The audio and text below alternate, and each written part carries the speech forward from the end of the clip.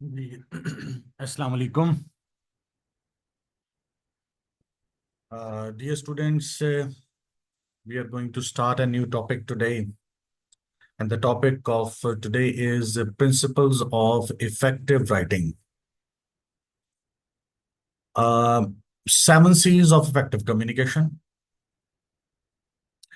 अच्छा, इसमें ना ये दो टॉपिक्स हैं। देखने में आपको दो टॉपिक लगते हैं, बेसिकली ये एक है।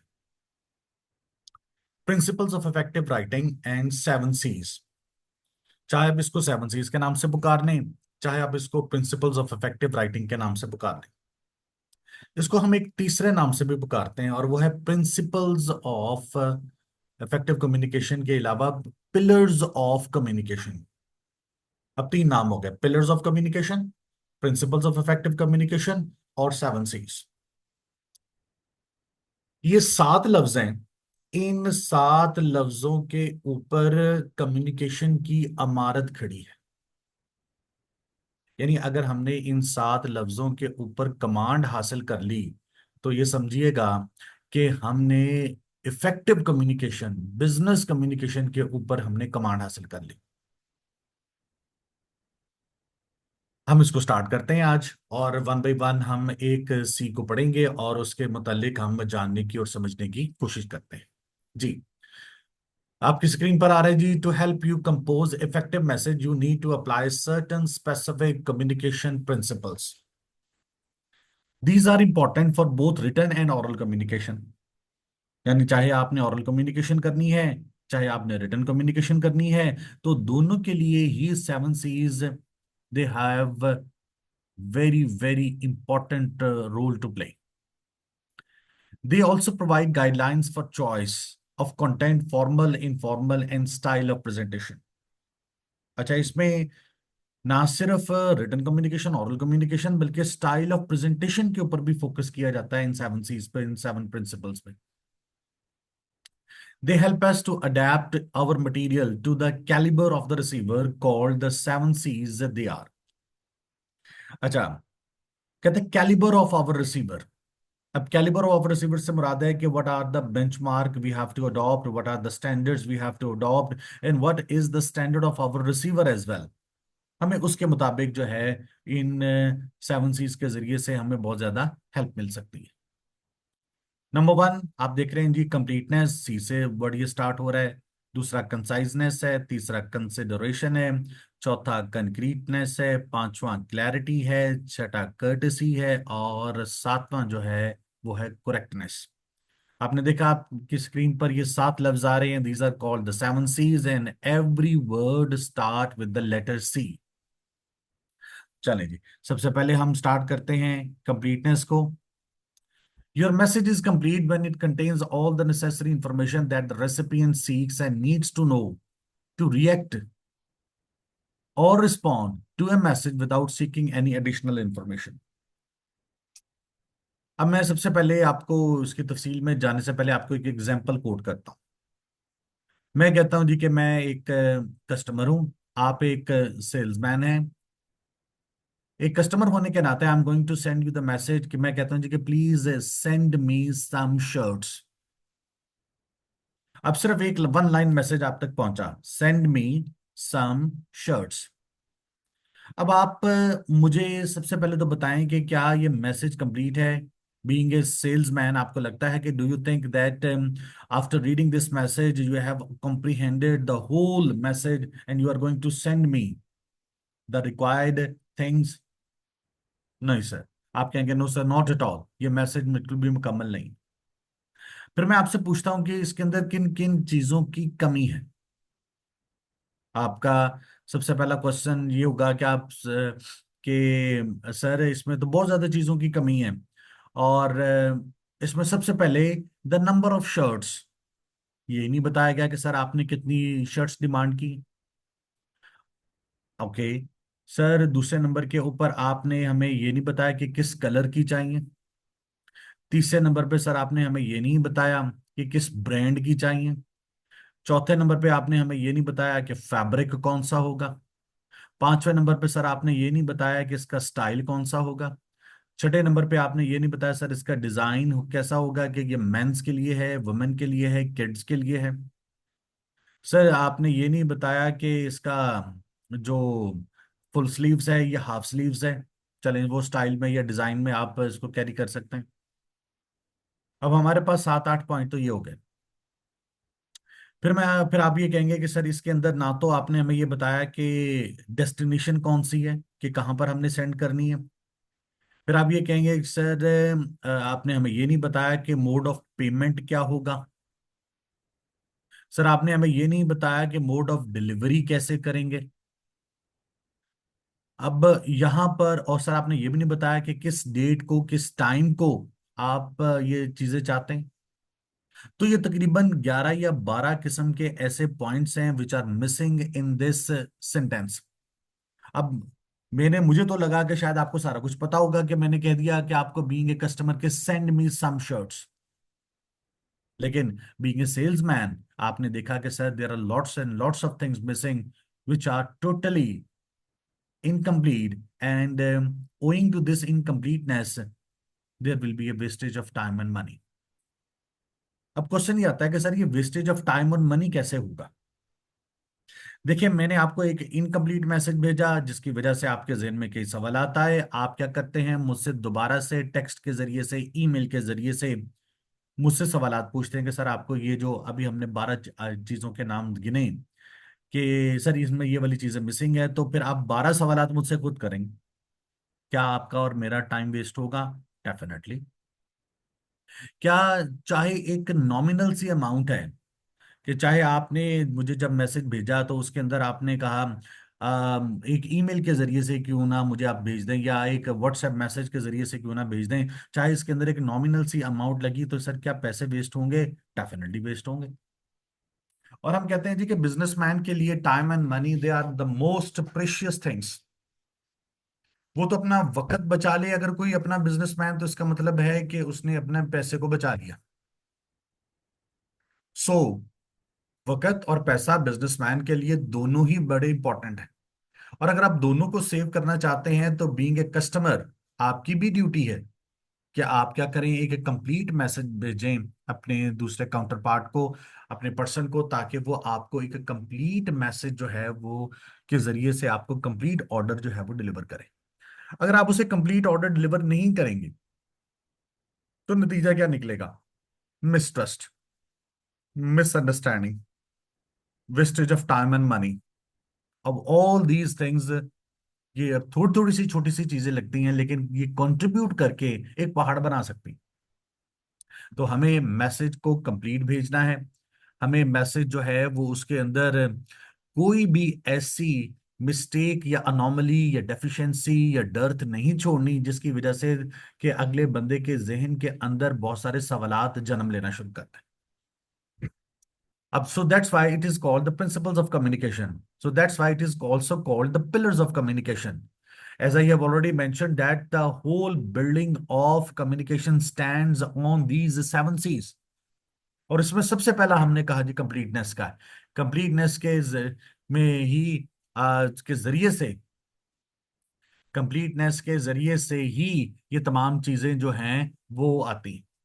तो अगर हम कंप्लीटनेस को पूरा कर लेंगे तो ऑटोमेटिकली हमने बहुत सारी चीजों को अचीव कर लिया। अब मैं आपको इसके नेक्स्ट पैराग्राफ की तरफ और इसके नेक्स्ट चीजों की तरफ लेकर जाता हूं। Completeness in messages helps to promote greater understanding and goodwill between sender and recipient.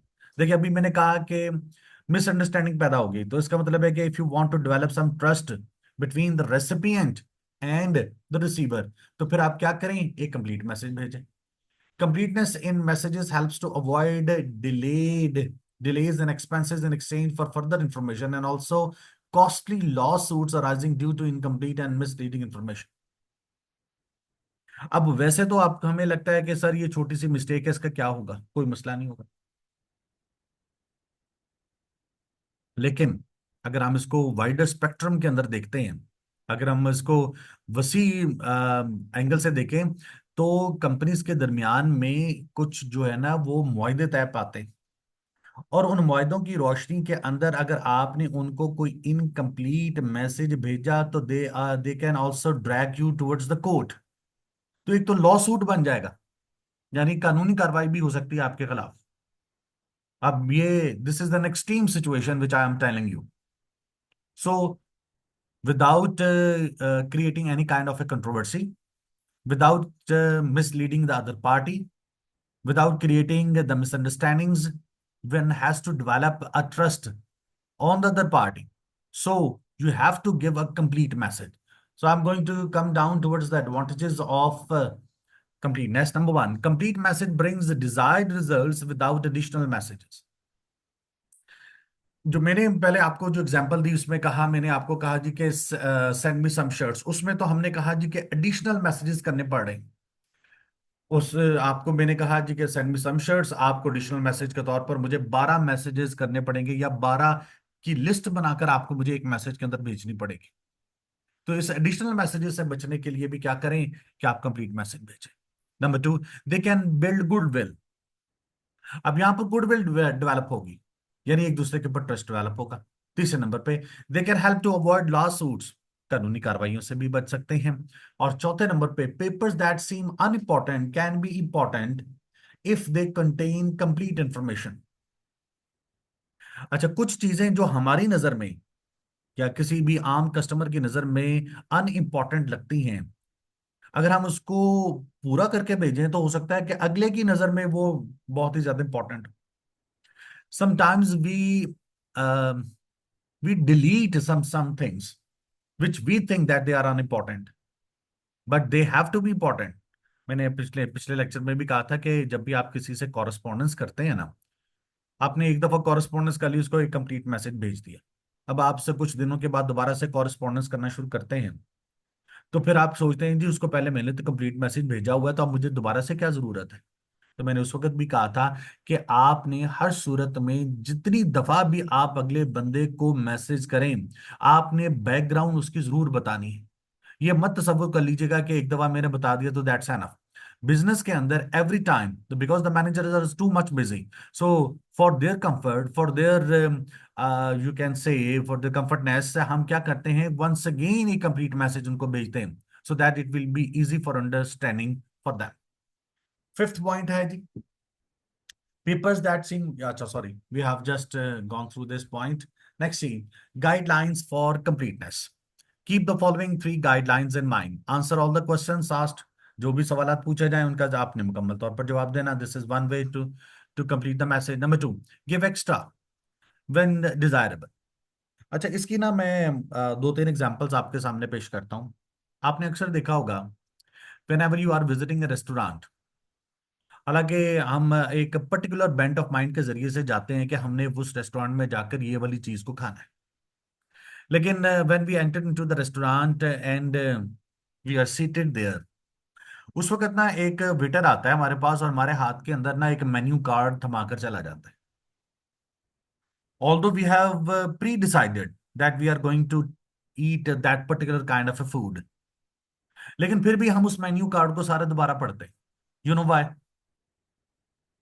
Although they have given, अच्छा, इस सेवन सीज के बारे में अगर देखें तो रेस्टोरेंट्स वालों ने एक कंप्लीट इंफॉर्मेशन आपको दी है। They have not asked you sir what you want. वो ये भी तो आकर वेटर हमसे पूछ सकते हैं, सर आपको क्या खाने में पसंद है, क्या खाना चाहते हैं, लेकिन वो जानबूझकर हमें एक्स्ट्रा इंफॉर्मेशन के तौर पर वो मेन्यू कार्ड जिसके अंदर 200 300 डिशेस मौजूद है, जिसके अंदर इंटरकॉन्टिनेंटल हैं, थाई डिशेस हैं, लोकल हैं, डेजर्ट्स हैं, बेवरेजेस हैं, every kind of dishes they hand it over to us. इसके दो चीजें हैं, कहते सर एक है उसने एक्स्ट्रा इन्फॉर्मेशन भी दे दी, कंप्लीट इन्फॉर्मेशन भी दे दी, और वो चाहता ही है कि हम ही has put a psychological impact on our mind. ये मेन्यू कार्ड जो है ये हमारे जेहन के ऊपर एक नफसियाती सा जो है ना असर डालता है। वो नफसियाती सा असर क्या है? Although we have decided to take a particular dish today, but whenever we are interested to eat something else, we have to come to this restaurant because this additional and extra information has put a lot of emphasis on our mind. हमारे जेनों के ऊपर कहता है कि बहुत ज्यादा आप दबाव डाला है, बोझ डाला है, तो हम देखेंगे कि कल को जब भी हमें किसी भी एक्स्ट्रा या नई चीज ट्राई करनी है तो we have to come to this restaurant. Same is the case, आपने देखा कि whenever you are going to go to a garment shop and you are interested to buy a shirt, although आजकल तो बहुत ज्यादा मॉडर्निज्म आ गई। आज से कुछ अर्सा पहले, कोई 10-20 साल पहले ये था कि जब भाई आप किसी गारमेंट शॉप पे जाते थे, कुछ शर्ट लेने के लिए जाते थे, तो यू डिमांड कि जी आई वांट ब्लैक शर्ट। वो आपके सामने ब्लैक शर्ट भी रख देता था और उसके साथ एडिशनल एक्स्ट्रा शर्ट्स भी आपके सामने रख देता था। वो एडिशनल एक्स्ट्रा शर्ट्स रखने का उसका मकसद क्या था कि that he wants to show that he is having a plenty of variety in his shop. ये उसका मकसद था। वो एक्स्ट्रा इंफॉर्मेशन देना चाहता था। वो आपको हिप्नोटाइज करना चाहता है। आपकी डिमांड तो वैसे तो एक ब्लैक शर्ट की थी। वो चाहता तो आपके सामने सिर्फ एक ब्लैक शर्ट रखकर भी कह देता कि सर ये ले लें ब्लैक शर्ट। लेकिन उसने एडिशनल और एक्स्ट्रा इंफॉर्मेशन आपको जरूर दी। उसकी वजह क्या थी कि वो आपके ऊपर एक साइकोलॉजिकल इम्पैक्ट डालना चाहता है कि उसके पास बेपनाह वैरायटी मौजूद है, और कह रहा है कि सर नेक्स्ट टाइम जब भी आपके पास पैसे हों तो आप इनमें से कोई शर्ट सिलेक्ट कर सकते हैं।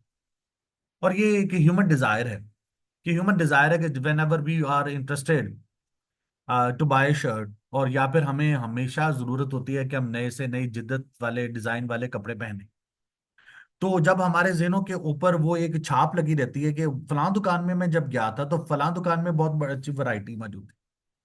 आजकल ये चीजें कैसे चेंज हुई कि आजकल उन्होंने कहा है कि बजाय इसके कि कस्टमर अपनी जुबान से आके कोई चीज मांगे, उन्होंने ये जो अब ब्रांड्स हैं इनमें हर चीज को हैंग करना शुरू कर दी। और आप जाते हैं बड़ी आज़ादी के साथ, हर चीज को देखते हैं, उसको स्टफ चेक करते हैं, उसकी कीमत चेक करते हैं, और अपनी पसंद की अपनी जेब के मुताबिक ही वो चीजें उठाकर ले आते हैं। अब उन्होंने variety of information, variety of things वो आपके सामने हैंग करके लटका दी। बजाय इसके कि कस्टमर एक एक चीज के बारे में डिमांड करे और शर्मिंदा हो, आप वॉक करते जाएं पूरी दुकान में, हैंग करती हुई चीजें लटक रही हैं, शर्ट्स हैं, टाइज हैं, शूज हैं, एवरीथिंग। आप अपनी पसंद की चीज को ट्राई भी करें, पहने भी, और खुलकर एंजॉय भी करें।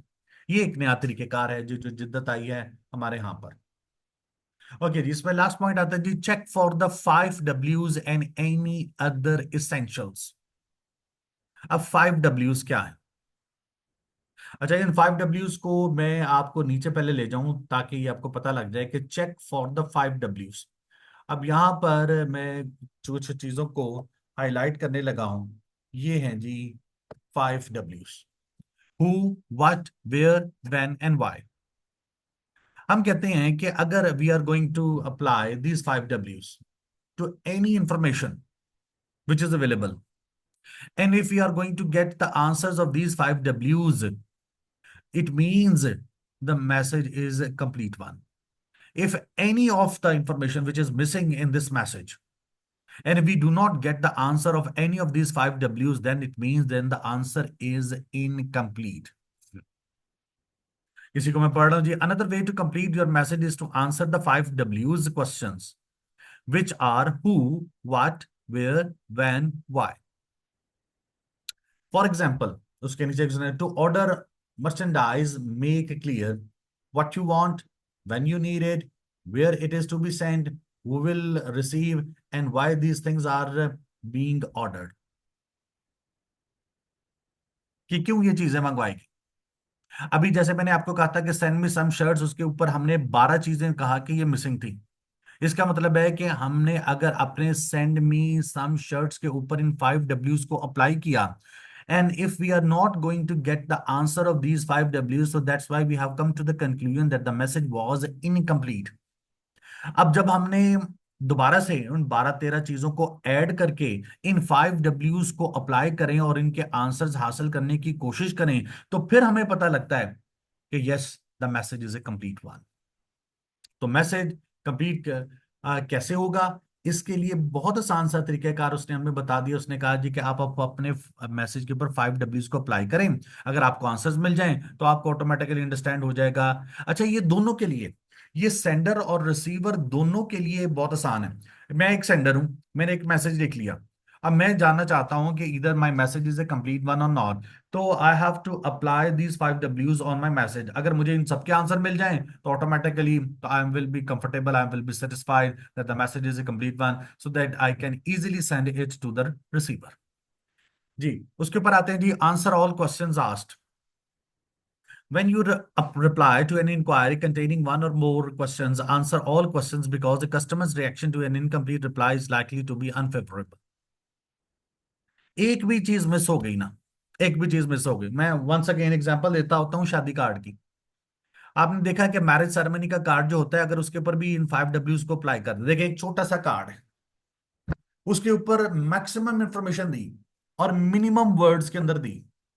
उसके अंदर एड्रेस भी लिखा, उसके अंदर टेलीफोन नंबर भी लिखा हुआ है, उसके अंदर प्लेस ऑफ मैरिज भी लिखी है, उसके अंदर मेहंदी की सेरेमनी की भी सारी डिटेल है, उसके ऊपर निकाह की भी है कि जी डिपार्चर ऑफ बारात इतने बजे है, निकाह इतने बजे है, रुखसती इतने बजे है, डिनर इतने बजे है, लंच इतने बजे है, everything is being written on that.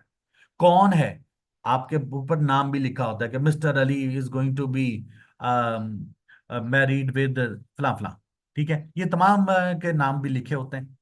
और फॉर फर्दर इंफॉर्मेशन आपने देखा कि बहुत सारे लोगों के नाम भी लिखकर उनके आगे उनके टेलीफोन नंबर भी लिखे होते हैं कि if you think that some information is missing you can call them. लेकिन वैसे तो कोई भी इंफॉर्मेशन उसमें मिसिंग नहीं होती। क्या आपको पता होता है कि मेहंदी कहाँ पर कब कितने बजे स्टार्ट होगी, कितने बजे खाना होगा, निकाह कितने बजे होगा, उसके बाद वलीमा कितने बजे होगा, एवरीथिंग इज बीन सिंक्रोनाइज्ड। अगर उसमें से एक भी चीज मिस कर दें, फर्ज करें कि वलीमे की डेट ही मिस कर दें, so there will be so much ambiguity and it will be an ambiguous kind of, it will be a vague kind of a message। आपकी छोटी सी गलती जो है वो हजारों लोगों के लिए, सैकड़ों लोगों के लिए एक कंफ्यूजन क्रिएट कर देगी। वो कॉन्टिन्यूसली कॉल करते जाएंगे, इसका मतलब है आपने उनका टाइम भी वेस्ट करेंगे, आपने उनके पैसे भी वेस्ट करेंगे और मिसअंडरस्टैंडिंग भी क्रिएट होगी। तो इन चीजों का आपने ख्याल कर। अच्छा जी, अब हम आते हैं जी अपने नेक्स्ट पॉइंट की तरफ, दैट इज कंसाइजनेस। हजरत अली करमुल्लाह वजह का भी कॉल है कि आप मुख्तसर गुफ्तगू करें, क्योंकि मुख्तसर गुफ्तगू जो है वो अकल की और दानाई की निशानी होती है।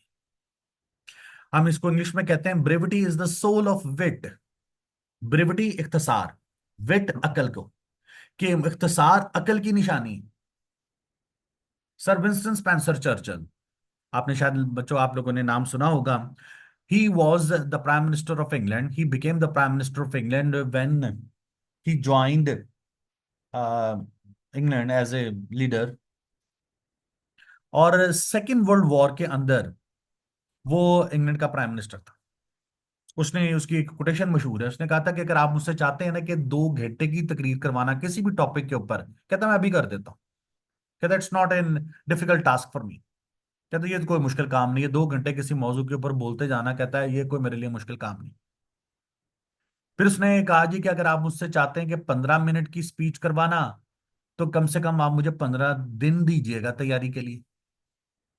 अब देखिएगा, गौर कीजिएगा, कहता है कि 15 मिनट की स्पीच करवाने के लिए मुझे 15 दिन चाहिए तैयारी के लिए। और अगर आप मुझसे चाहते हैं कि 3 मिनट की स्पीच किसी भी टॉपिक के ऊपर करवाने, तो कम से कम मुझे 1 महीना दीजिएगा तैयारी के लिए।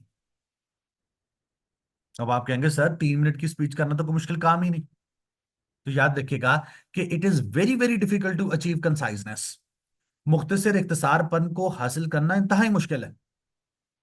आपने अपनी उर्दू इंग्लिश पोइट्री के अंदर भी देखा होगा कि आप 2 मिसरों का एक शेर लेते हैं और उसकी तशरीह जो है वो 2-3 सफ़े के ऊपर कर सकते हैं। शायद और बहुत बड़े बड़े जो मुफक्कर या आलम या मुफ्ती या उस्ताद हैं, वो हो सकता है वो 2-3 सफ़े से भी कहीं ज्यादा वो सफ़ों के ऊपर उसकी तशरीह कर लें। यानी उस 2 मिसरों को लिखने के लिए कितनी एफर्ट करनी पड़ी होगी और उसके पीछे क्या क्या बातें छुपी होंगी। तो दैट इज कंसाइजनेस। तो कंसाइजनेस को हासिल करना बड़ा मुश्किल है। इसके लिए क्या क्या चीजें जरूरी हैं वो आए हम इसके अंदर डिस्कस करते हैं। Conciseness is saying that you have to say in the fewest possible words without sacrificing the C qualities, especially the principles of completeness। अच्छा, हमने principles of completeness को हासिल कर लिया। अब completeness में हमारा मैसेज फर्ज करें इतना बन गया, 8-10 लाइनों का बन गया। अब हम सोच रहे हैं कि यार it's a long message, we have to shun it. हम इसके जरा पार्शल तो काटें, इसको जरा छोटा तो करें। अब ये ना हो कि we have to sacrifice the principle of completeness for achieving conciseness. ये ना हो जाए कि हम कंसाइजनेस को हासिल करते करते कंप्लीटनेस को सेक्रीफाइस कर दें और उसमें से कुछ इंपॉर्टेंट चीजों को निकाल दें। ये नहीं करना। तो सर फिर हम अब कैसे करें कि कंप्लीटनेस भी बीच में रहे और कंसाइजनेस भी बीच में रहे। तो लेट्स सी, अब आगे हम पढ़ते हैं, इसको देखते हैं। कहते हैं concise message provides only that information which is relevant to the essential purpose of communication of the message. A concise message uses minimum possible words which convey the precise and familiar meaning which is easy to understand. Precise का word भी इख्तिसार मुख्तसर, brevity का word भी इख्तिसार मुख्तसर, और उसके बाद हमने कहा जी precise, conciseness and brevity, all these words carry the same kind of meaning. अच्छा, कहता ये है कि आपने एक तो फेमिलियर वर्ड्स भी इस्तेमाल करने हैं और आपने इजी वर्ड्स भी इस्तेमाल करने हैं. Don't try to use jargons, को टेक्निकल टर्मिनोलॉजीज ऐसी मत इस्तेमाल कीजिएगा. टू द पॉइंट वर्ड्स इस्तेमाल करें और do not repeat anything. Do not add any extra additional information in it. Do not use irrelevant material in it. Sometimes we are too much engrossed in our thoughts and in our dealings. हम क्या करते हैं, हम उसके अंदर बहुत ज्यादा additional information add करना शुरू कर देते हैं which is totally relevant to the subject. हम बार बार कहते हैं कि जब भी कोई चीज लिख रहे हो आप उसको टू द पॉइंट बार बार फोकस करें अपने टॉपिक के ऊपर. क्या मैं टॉपिक से जो है वो हट तो नहीं रहा? क्या मैं डीरेल तो नहीं हो रहा टॉपिक से? क्या मैं ड्रिफ्ट तो नहीं कर रहा टॉपिक से? ये सिर्फ इस सोच में है कि मैं एक्स्ट्रा इंफॉर्मेशन दे दूं इसको. एक्स्ट्रा इंफॉर्मेशन ठीक है, थोड़ी बहुत ठीक है, जैसे अभी अपने ऊपर कंप्लीटनेस के अंदर पढ़ा दें, लेकिन इसका मतलब ये नहीं कि इतनी ज्यादा करना शुरू कर दें कि आप मेन टॉपिक से ही हट जाएं. तो so one has to be very careful about it. Advantages क्या है? एक concise message saves time. Definitely मुख्तसर लिखेंगे, टू द पॉइंट लिखेंगे, एग्जैक्ट लिखेंगे, टाइम बचेगा. It saves energy for both sender and receiver. लिखने वाले के लिए भी आसानी, उसकी भी एनर्जी बची, पढ़ने वाले के लिए भी आसानी होगी. जी, by eliminating unnecessary words you can make important ideas stand out.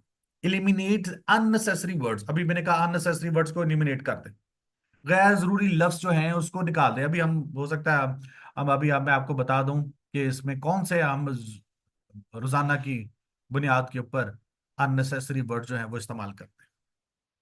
फिर है जी eliminate boredom in the message. Boredom से मुराद है कि कुछ ऐसे लफ्ज बिल्कुल मैं शामिल करने जिसकी वजह से डल और बोरिंग हो जाए. Rule of conciseness, shorten Verde expressions. For example use single word substitute instead of phrases. अब एक मैं लफ्ज आपके सामने बोलने लगा हूं जी, 3 लफ्जों के ऊपर मुश्तमिल एक थॉट है जिसे हम कहते हैं loss of memory. Loss of memory, ये मैंने 3 लफ्ज बोले. अब मैं अगर इसको सिंगल वर्ड के ऊपर कन्वर्ट करूं तो इसका मतलब है एमनीजिया, यानी लॉस ऑफ मेमोरी जब होती है तो हम इसको कहते हैं एमनेजिया. इसी तरह से अब बहुत आसान सा है, अगर मैं बहुत लंबा सा फिक्र बोलूंगा, you can convert it into one single word. अब बहुत आसानी से आप लोग भी कर लेंगे. मैं कहता हूं हस्बैंड और wife, husband and wife they are legally separated. Ah husband and wife they are legally separated. अब ये 8 लफ्जों के ऊपर मुश्तमिल मैंने एक फिक्रा बोला. हम इसको वन वर्ड में अगर कन्वर्ट करें, इसका वन वर्ड सब्स्टिट्यूशन लेकर आए, तो वो डाइवोर्स है. तो हमें तफसील में जाने की बजाय हम एक वर्ड इस्तेमाल करेंगे, वन वर्ड, और वो क्या कहलाएगा? That will be called a divorce. So इसलिए हमें सिंगल वर्ड जो है वो इस्तेमाल करने बजाय कि हमें लॉन्ग और लेंथी फ्रेजेस या वर्डी एक्सप्रेशंस को इस्तेमाल करें. जी, include only relevant statements because these stick to the purpose of message. उस टॉपिक से रिलेटेड सिर्फ अपने एडिशनल इंफॉर्मेशन देनी है, ना कि extra information. Next, C avoid unnecessary repetition because these will make your message boring. Unnecessary information बिल्कुल ना दें, गैर जरूरी है, ये तो रीडर के लिए इंतहाई बोरिंग है और वो डी ट्रैक भी हो सकता है. Short on word expressions, we should use single words as substitute instead of phrases where possible without changing meaning. For example, instead of using the phrase in accordance with your request. अब यहां पर एक फिक्रा आया, कहता है in accordance with your request. 1 2 3 4 5 लफ्जों के ऊपर मुश्तमिल है. कहता है इसको कन्वर्ट करें as you requested. ये देखने में पढ़ने में तो ये long lengthy sentences business communication के अंदर आपको बहुत अच्छे लगते हैं, लेकिन एक्चुअली ये बिजनेस कम्युनिकेशन की शान के खिलाफ है. तो हमने short sentences as you requested, हम आमतौर पर कह रहे होते हैं ये अच्छा लग रहा है, ये अच्छा लग रहा है, ये बड़ा खूबसूरत लग रहा है. ओ भाई, बिजनेस कम्युनिकेशन है, बिजनेस कम्युनिकेशन के अंदर अपना भी टाइम बचाएं, अगले का भी टाइम बचाएं. You are not here to impress others. ये याद रखिएगा, आपने अपना मैसेज समझाना है बजाय इसके कि अगले बंदे को इंप्रेस करना है। Include only relevant statements, A concise message should omit irrelevant material. ये भी मैंने अभी पहले डिस्कस कर दिया हुआ है कि इररेलेवेंट जो है ना मटेरियल उसको कर दें। रेपिटेशन को, unnecessary repetition, one word substitution, avoid unnecessary phrases, avoid empty phrases. अभी एम्पटी फ्रेजेस का मैं पॉइंट आपको पढ़ा देता हूं। कहते हैं जी, such as it was the knowledge of mister Ali that the inventory must be reduced. अभी एक इन्वर्टेड कॉमास के अंदर आप देखेंगे एक लॉन्ग लेंथी सेंटेंस लिखा हुआ। कहता है it was in the knowledge of mister Ali that the inventory must be reduced. अब इसको कंसाइज स्टेटमेंट को लिखने के लिए उसने नीचे वाली लाइन में लिखा, कहता our mister Ali knew we must reduce inventory. अब यहां पर बहुत ही सिंपलेस्ट वर्ड में वही मैसेज है। जैसे हम उर्दू में क्या कहते हैं ना, कि जब हम उर्दू में किसी को बुलाते हैं ना, किसी को खिताब के लिए दावत देते हैं, तो हम उसको कहते हैं जी कि इस वक्त मैं जिस एक ऐसी शख्सियत को दावत खिताब देने लगा जो किसी तारफ की मोहताज नहीं। वो कहते हैं कि जब वो बात करता है तो फूल झड़ते हैं। आपकी भरपूर तालियों में मैं इज्जत माब किबला काबा जनाब मोहतरम और सबके दिलों की जान सबके दिलों की धड़कन मोहम्मद अली साहब को बुला रहा। अब ये जितने भी एडजेक्टिव्स इस्तेमाल किए गए बिजनेस कम्युनिकेशन के अंदर, we are not going to use such kind of adjectives. हम ये नहीं इस्तेमाल करते। ये अब ये समझ लें कि बिजनेस कम्युनिकेशन के अंदर ये अनएथिकल तस्वर किए जाते हैं। ये सारे ही सारे गैर जरूरी हैं। बिजनेस कम्युनिकेशन के अंदर सच kind of phrases, such kind of wordy expressions, such kind of colloquial statements, such kind of slang statements, all these statements are unacceptable. Okay, जी, I'm going to jump to the next one that is called the consideration. Consideration क्या चीज है? याद रखिएगा कि कहते हैं, वैसे जराहन मजाकन ये कहा जाता है कि गाहक और मौत का कभी पता नहीं लगता कि कब आ जाए। दूसरे नंबर पे ये भी कहा जाता है, अभी अब ये मजाकन तो खैर ये बात नहीं होगी कि ये सीरियस बात है कि वाकई मौत का तो कभी भी नहीं पता लग सकता कि वो कब आ जाए। Same is the case with the customer.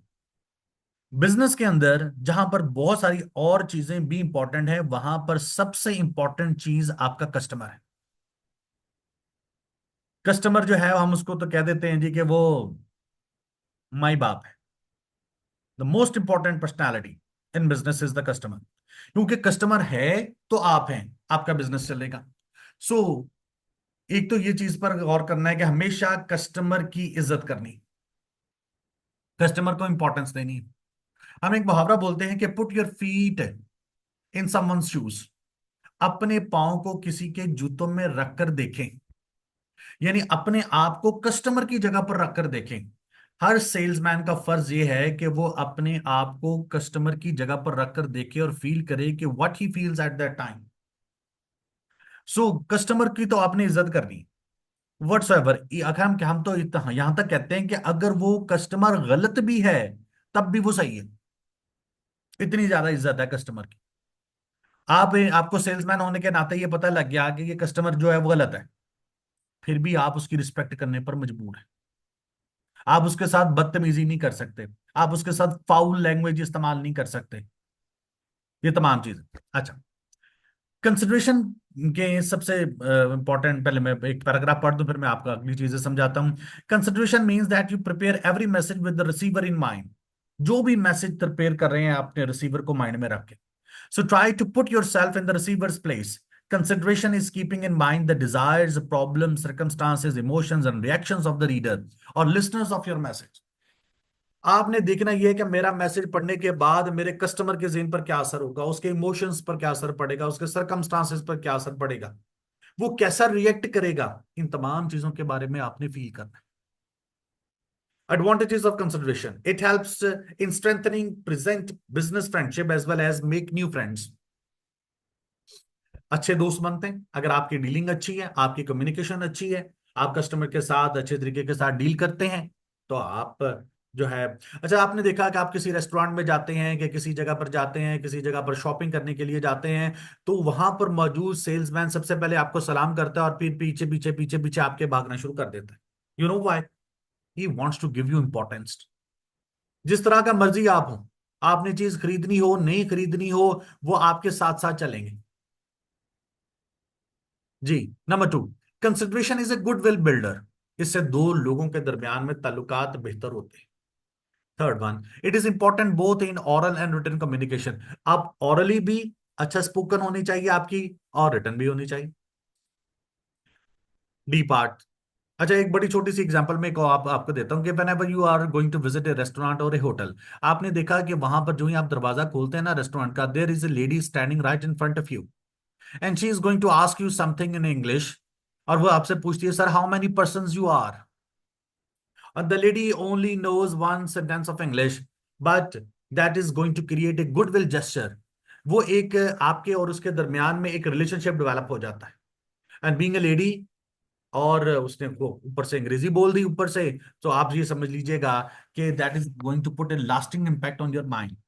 आप जिस तरह के मर्जी बाहर से एटीट्यूड के अंदर आए हूं, but when you are going to enter into that restaurant and hotel, आप जिप आपके जो है ना खामोश हो जाते हैं। And she is the lady who is going to direct you, and she is the lady who is going to dictate you कि आपने कहां पर बैठना है, किधर बैठना है। She is going to decide. खैर, ये एक औरली एक उनके लिए बहुत अच्छा है कि एक खातून के जरिए से वो आपके माइंड्स के ऊपर एक लास्टिंग इम्पैक्ट को क्रिएट करते हैं। नेक्स्ट है ways of showing consideration, focus on you instead of I and we. अब तीन हैं, ये प्रनाउंस कहलाते हैं। यू जो है वो सेकंड पर्सन प्रनाउन है, आई और वी जो है that is a first person pronoun. Business communication के अंदर अगर आपने इज्जत देनी है कस्टमर को, तो आपने यू को इस्तेमाल करना है, यू एटीट्यूड को इस्तेमाल करना है। यू एटीट्यूड हम एक टर्मिनोलॉजी इस्तेमाल करते हैं, यानी आप जनाब कहकर मुखातिब करें, उनसे उनसे बात करें। अब मुझे ये बताइएगा कि आपने मुख्तलिफ किस्म की शॉप्स के बाहर बहुत बड़ा बड़ा करके देखा होगा, लिखा हुआ है जी 50% ऑफ, 50% ऑफ, 50% ऑफ। ये इतना बड़ा 50% ऑफ क्यों लिखा होता है? या सेल का वर्ड SALE, ये इतना बड़ा क्यों लिखा होता है? What does it mean? ये कस्टमर के बेनिफिट की बात है। This is called you attitude, this is called consideration. The things which are in the benefit of the receiver, the things which are in the benefit of the customer, ये इसलिए बड़ा करके लिखते हैं। लेकिन the thing which is not in the benefit of the customer, यानी up to का word UPTO, ये स्मॉल करके क्यों लिखते हैं? ये इसलिए स्मॉल करके लिखते हैं because this is not in the benefit of the customer. ये उसके बेनिफिट में नहीं है।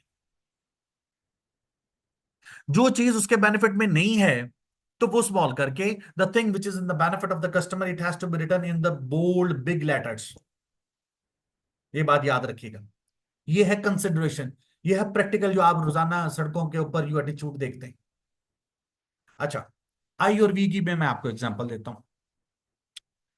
मैं एक बिजनेसमैन हूं एंड यू आर, या बैंकर हूं। आप मेरे कस्टमर हैं, आपने मेरे से पैसे लिए, बैंक से यानी पैसे लिए। आपने मेरे पैसे अभी तक मुझे वापस नहीं किए, या आपकी जो किस्त है वो अभी तक रिटर्न नहीं हुई, जो आपने बैंक को रिटर्न करनी। अब मैं आपको मैसेज करके कहता हूं कि mister you have not sent me the installment of this month. आप कहेंगे सर आपने खुद ही तो कहा था कि यू एटीट्यूड इस्तेमाल करें, इसलिए आपने भी तो यू का वर्ड इस्तेमाल कर दिया। लेकिन ये गलत हो गया। अब आप उसको ब्लेम कर रहे हैं, आप कह रहे हैं कि तुमने अभी तक पैसे नहीं दिए अभी हमारे। तो we can not blame the customer. जब ऐसी ट्रिकी सिचुएशन आए तो फिर हम ब्लेम नहीं करते, बल्कि रिस्पॉन्सिबिलिटी अपने ऊपर ले लेते हैं और कहते हैं, अब मैं आई और वी का इस्तेमाल करूंगा, मैं कहता हूं I have not receive the money yet, कि मुझे अभी तक पैसे वसूल नहीं हुए। ये एक तरीकेकार है कि बात तो वही है कि आपने पैसे नहीं दिए या मुझे पैसे वसूल नहीं हुए, लेकिन बात को करने का तरीकेकार है, उसकी वजह से इंपैक्ट डिफरेंट पड़ता है। तो हम कस्टमर को किसी भी सूरत में ब्लेम नहीं कर सकते। तो you attitude, when the things are in the favour of the customer you have to use the you attitude, but when the things are not in the favour of the customer you have to use I and we. तो फिर आपने आई और we का इस्तेमाल करना है। Correct? चलो जी, next चलते हैं जी। अब यहां पर देखिए, focus on you instead of I and we.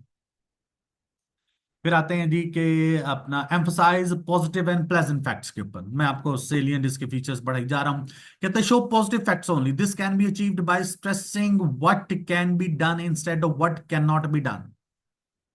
अगर आपसे कस्टमर पूछे ना कि सर ये काम हो सकता है, आपने ये नहीं कहना कि मैंने नहीं, ये जनाब ये नहीं हो सकता। कहने का तरीकेकार होता है कि सर ये काम ये वाले हो सकते हैं, हम ये वाले काम आपको फौरन करके दे सकते हैं। यानी आपकी गुफ्तगू में नहीं का वर्ड ना आए। एम्फोसिस उन चीजों के ऊपर होना चाहिए जो आप कर सकते हैं, जो आप नहीं कर सकते उसके ऊपर फोकस मत करें। मतलब हमारे बच्चे ना, अक्सर आपने देखा होगा, बस छोटी सी एग्जांपल मैं एक और देता हूं, कि जब अगर टीचर्स क्लास में ना ना हो या थोड़ा सा लेट हो जाए, वो आगे जाके कोऑर्डिनेशन से, रिसेप्शन से, मुख्तलिफ जगहों पर पहले क्या बच्चे से हमेशा बात करते हैं, वो हमेशा कहते होते हैं सर ने आज नहीं आना, सर ने आज नहीं आना। अब ये जो नहीं का वर्ड है ना, अगर हम इसको बिजनेस कम्युनिकेशन के एक क्राइटेरिया में रखकर देखें तो ये सेंटेंस गलत हो गया। अब क्वेश्चन ये होगा सर फिर हम क्या पूछें जाकर। तो हम कहते हैं कि अगर आपने पॉजिटिव एटीट्यूड अपनाना है, पॉजिटिव बेंट ऑफ माइंड अपनाना है, तो आप जाकर ये पूछ सकते हैं कि सर कितने बजे आएंगे, सर क्लास कितनी बजे शुरू करेंगे, कितने बजे क्लास स्टार्ट होगी। ये है कि पॉजिटिव एंगल। तो पॉजिटिव एंगल से गुफ्तगू करते होते हैं। जैसे मेहमान आता है कोई घर में, तो आप उससे ये पूछते हैं कि चाय लेंगे कि सर कॉफी लेंगे कि ठंडा लेंगे कि गर्म लेंगे। कभी उससे ये तो नहीं ना पूछा चाय तो नहीं ना पीनी। तो ये एक रॉन्ग एटीट्यूड होगा, तो ये बिजनेस कम्युनिकेशन के हिसाब से गलत।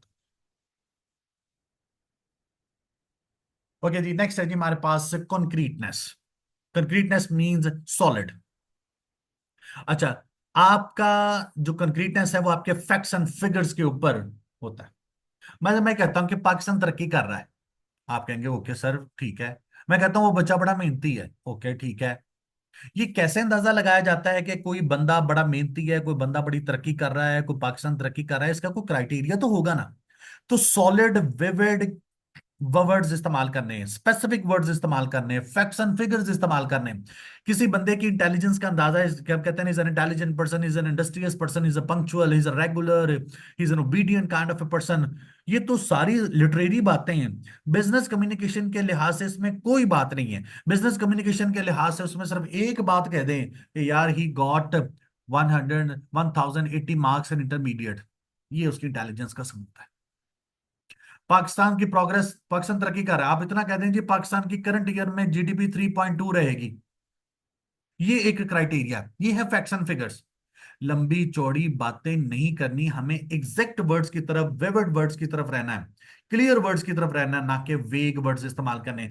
वेग वर्ड्स आप जितने मर्जी इस्तेमाल करते जाएं उसका कोई फायदा नहीं। They are going to just waste the time, they are not going to put any impact on the mind of the customer and reader. Recipe के जेन के ऊपर कोई भी असर नहीं पड़ेगा इसका।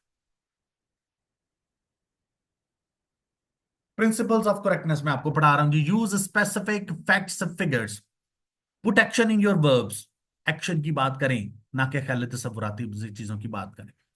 Choose vivid and image building words. अब यहां पर मैं आपको ये एग्जांपल दे दूं कि put action in your verb ये क्या है।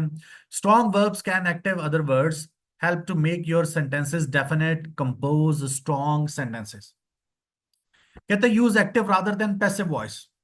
एक्टिव वॉइस का इस्तेमाल करना है। ये जो इंग्लिश में आता है ना पैसिव वॉइस एक्टिव वॉइस, तो एक्टिव वॉइस इस्तेमाल करें, पैसिव वॉइस इस्तेमाल ना करें। Put action in your verbs instead of in nouns. जैसे हम अब ये एग्जांपल देखिएगा, कहते हैं they held a meeting in the office, we must write. अब ये they held a meeting in the office, ये लंबा सेंटेंस भी हो गया, इसमें कंसाइजनेस भी नहीं है, इसके अंदर एक्शन भी नहीं है, इसके अंदर एक्टिव वॉइस भी नहीं है। तो क्या करें, they met in the office. ये पास्ट इंडेफिनिट में मीट की सेकंड फॉर्म लगा दी, मेट। फोकस किसके ऊपर हो गया, वर्ब के ऊपर हो गया। तो ये एक तरीके का है। ओके जी, I am going to go to the next. अच्छा जी, अब आते हैं जी clarity. Clarity means getting your message across so that the receiver will understand that you are trying to convey. Basically हम कहते हैं clarity of mind, clarity of language, clarity of thought. If the recipient and the sender both are clear what they are going to do, if they are clear in their mind what they want to say, so it means आपका message हमेशा clear होगा। लेकिन अगर आप खुद confuse हुए, आप खुद भी कंफ्यूज होंगे, अगले बंदे को भी कंफ्यूज कर देंगे। Advantages of clarity: precise and familiar languages aids a correct perception of ideas. अभी मैंने कहा परसेप्शन ऑफ आइडियाज आपका क्लियर होना चाहिए। Second one, coherence and unity in sentences. अब यहां पर तीन चीजों का जिक्र आता है। यहां पर आप देखिएगा, यूनिटी, कोहेरेंस, ये तीन चीजें जो हैं ये बहुत इंपॉर्टेंट है। यूनिटी ऑफ थॉट जरूरी है, कोहेरेंस जरूरी है। यूनिटी ऑफ थॉट्स क्या, कि एक सेंटेंस दूसरे सेंटेंस के साथ कैरी करे। इसकी एग्जांपल देखिएगा, कहता है it means unity in the sense of the sentence, simple, compound और complex. Shahid is my friend and Shahi Masjid was built by Aurangzeb. आपको लगता है कि ये दोनों थॉट्स एक दूसरे के साथ मिलते हैं, कि Shahid is my friend and Shahi Masjid was built by Aurangzeb? इन दोनों में क्या ममासलत है? There is no unity, there is no coherence, there is no unity of thought. इसके पढ़ने के बाद हर बंदा कंफ्यूज हो जाएगा कि भाई शाहिद का ताल्लुक शाही मस्जिद के साथ या औरंगजेब साहब के साथ क्या है। तो इसके अंदर कोई यूनिटी मौजूद नहीं। Coherence, it is proper placement of thoughts and ideas. After placing 2000 plants, the cattle entered Nadim's fields and destroyed them all. अब देखना ये, it is not exactly clear who planted the plants. Instead, the following revised sentences makes the sense beyond all doubt. अच्छा देखो, sequence क्या है, coherence क्या है। After Nadeem planted 2000 plants, the animals entered his fields and destroyed them all. अब sequence भी बने, पहले वाले पे गौर कीजिएगा। After planting 2000 plant, the cattle enter Nadeem's fields. अब ये नहीं पता लग रहा था कि प्लांट्स किसने प्लांट किए हैं, तो हमें ये तो पता था कि खेत नदीम का है, ये तो समझ आ रही थी। लेकिन अब हमें क्लियर हुआ जो दूसरे सेंटेंस में कि नदीम ने प्लांट की है और 2000 प्लांट्स को प्लांट किया। अब यहां पर कंक्रीटनेस भी आ गई, सॉलिड भी आ गया, फैक्ट्स एंड फिगर्स भी आ गए। The animals entered his fields and destroyed them all, और कितने डिस्ट्रॉय किए वो भी हमें उसने बता दिया। तो clarity of the mind, clarity of the thought, unity भी आनी चाहिए, कोहेरेंस भी आनी चाहिए, कंसाइजनेस भी आनी चाहिए, कंक्रीटनेस भी आनी चाहिए।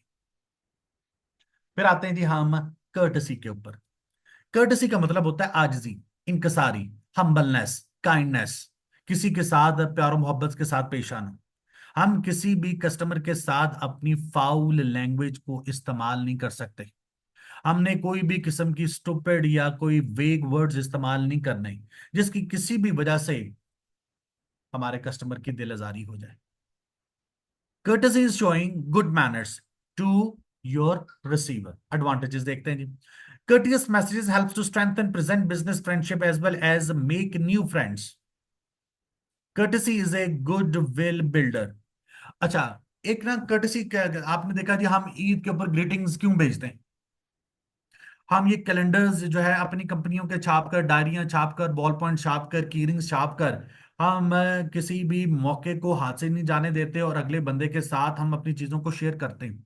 ये है गुडविल को एक्सटेंड करने का तरीकेकार।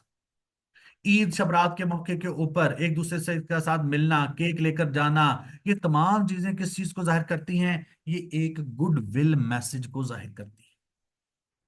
It is important both in oral and written communication. Oral में भी जरूरी है, रिटन में भी जरूरी है। Guidelines for the courtesy, be sincere, tactful and thoughtful and appreciative. Appreciate करें अगले बंदे को, तारीफ करें, क्योंकि हर बंदा तारीफ का भूखा है। कोई अच्छा लिबास पहन ले, कुछ की अच्छी शक्ल हो जाए, किसी ने अच्छा परफॉर्मेंस दी हो, आप उसको अप्रिशिएट करें। अप्रिशिएट करना बहुत जरूरी है जिंदगी के अंदर, एक दूसरे को मोटिवेशन मिलती है और आपको लगता है कि yes you are on the right track. But if you are not going to be appreciated किसी भी लिहाज से, तो your life will be dull and boring. Omit expressions that irritate. अच्छा, कोई आपने ऐसा एक्सप्रेशन नहीं देना जिसकी वजह से इरिटेशन हो। Use expressions that show respect, और अपोलोजाइज अपोलोजाइज करें, माफी भी दें, माफी मांगे भी, सारा कुछ करना और नेचुरल होना चाहिए। और अच्छा, कर्टसी का एक और तरीकेकार भी, कर्टसी हम इसको भी कहते हैं कि आप किसी का काम इन टाइम करें। अगर आप डिले करते हैं ना किसी के काम के करने में, that is not a courtesy. हम जैसे कहते हैं ना, justice delayed is justice denied. अगर आपने किसी ईमेल का प्रॉम्प्ट रिप्लाई नहीं किया और बाद में करते हैं, तो फिर उसका कोई फायदा नहीं होगा। मैं कंपनी हूं, मैंने आपको एक ऑर्डर भेजा और मुझे ईद से पहले पहले ऑर्डर चाहिए था, और क्योंकि मैंने ईद के पर वो प्रोडक्ट सेल करनी थी, लेकिन आप मुझे ईद के बाद भेजते हैं, तो आप बेशक मुझे उस 5 महीने, आप फर्ज करें आपसे चीजें मंगवाई, आप मुझे 10 भी भेज देंगे तो उसका कोई फायदा नहीं होगा। तो इन टाइम काम करें। तो दैट इज ऑल्सो कर्टसी, ये भी कर्टसी की बात। अच्छा, do not be blunt. Blunt से मुराद है कि आपने जो है ना रफ लैंग्वेज इस्तेमाल नहीं करनी। Instead of saying I can not agree with your proposal, अब यहां पर आपके सामने टॉप पर एक स्टेटमेंट लिखी आ रही है कि I can not agree with your proposal, मैं आपकी बात से मुत्तफिक नहीं, ये बात कहता नहीं करनी, बल्कि क्या करना है कि अब यहां पर देखिएगा, my understanding is as follows, जनाब आपकी बात को मैं इस तरह से समझाऊं। ये बात नहीं कहनी कि that I can not agree with your proposal, rather we have to say that my understanding is as follows. So this way you have to talk to them. You have failed to understand my proposal should be change, I am sorry the point was not clear. क्या कहते हैं ना कि मुझे आपकी बात समझ में नहीं आई, ये बात नहीं करनी, बल्कि ये कहना है कि मैं आपकी बात को इस तरह से समझाऊं। ओके जी। अब हम आते हैं जी करेक्टनेस के ऊपर। करेक्टनेस से मुराद क्या है? Correctness proper use of grammar, punctuation and spellings. अब बहुत इंपॉर्टेंट है, जब हम बिजनेस कम्युनिकेशन करते हैं, पढ़ते हैं, तो इंग्लिश का लिखा हुआ सही होना बहुत ज़रूरी है। इंग्लिश को की पंक्चुएशन का होना बहुत ज़रूरी है। ठीक है, एक्यूरेट होना बहुत ज़रूरी है।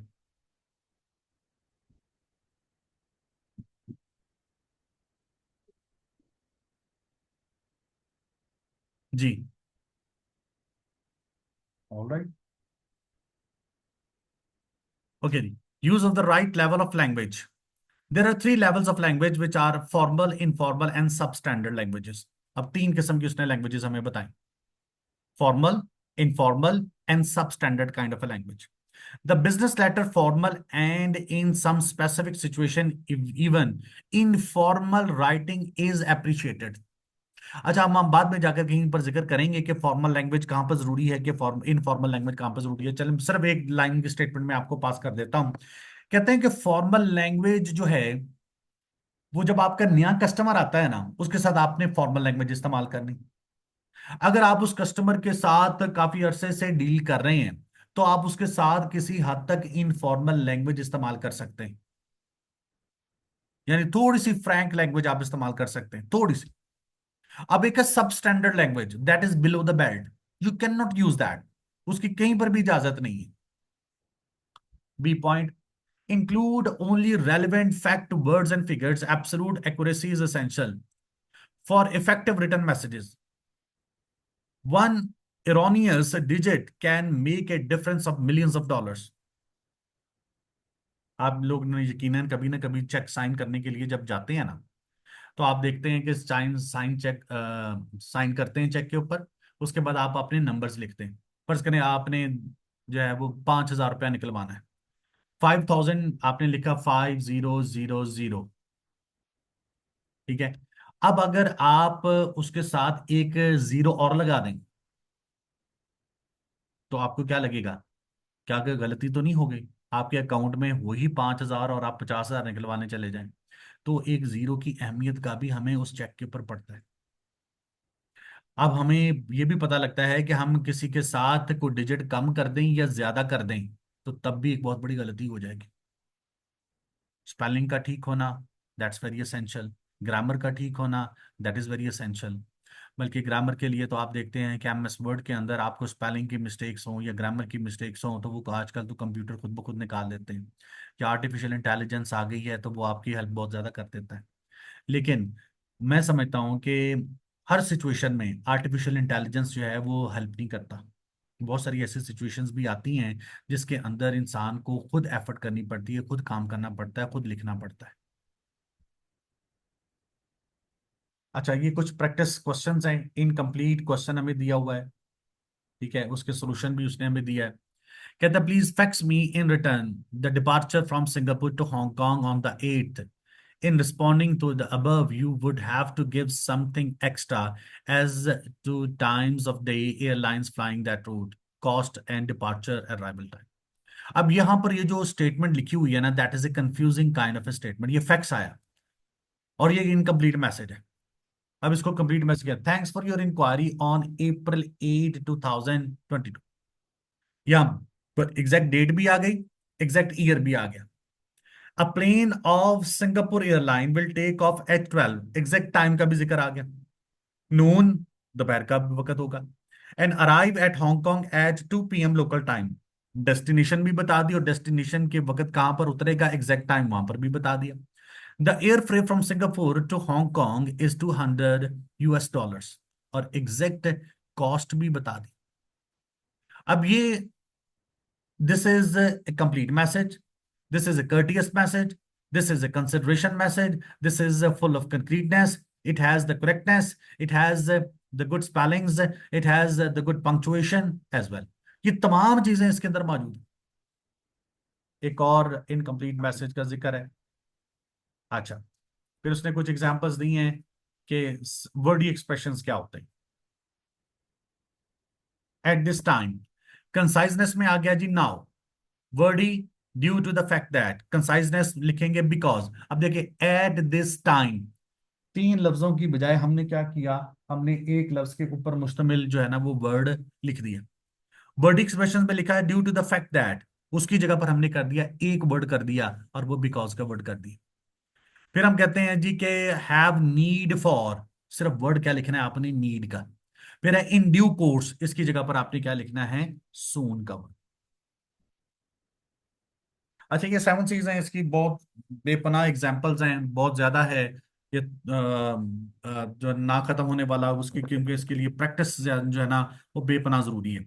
तो प्रैक्टिस के लिए भी आपको हम क्वेश्चंस में आपको दिखा रहा हूँ, कुछ एग्जांपल्स भी आपको दिखा रहा हूँ, या आप यहाँ से देख सकते हैं, नोट कर सकते हैं। तो इसको आप अपने घर में ट्राई कीजिएगा। तो ये 7 C's का आज का हमारा टॉपिक था जी। तो principles of communication, principles of communication the most important thing जी। और इसके बगैर हम समझते हैं कि बिजनेस कम्युनिकेशन इन बिल्कुल नामुकम्मल है। और जैसे मैंने स्टार्ट में कहा था कि कम्युनिकेशन की इमारत जो है वो इसी 7 C's के ऊपर खड़ी है। अगर हम इन तमाम 7 C's को, जिसमें कंप्लीटनेस है, कंसाइजनेस है, कंसिडरेशन है, जिसके अंदर कर्टेसी है, जिसके अंदर क्लैरिटी है, जिसके अंदर करेक्टनेस है, अगर हम इन तमाम चीज़ों को अचीव कर लेते हैं तो ऑटोमेटिकली हम बिजनेस कम्युनिकेशन को लिखते वक्त, चाहे वो ओरल हो चाहे वो रिटन हो, दोनों में हम एक्सपर्टीज हासिल कर सकते हैं। होप सो जी, you have understood the lecture. इंशाल्लाह see you in next lecture. Okay बच्चों, अल्लाह हाफिज़।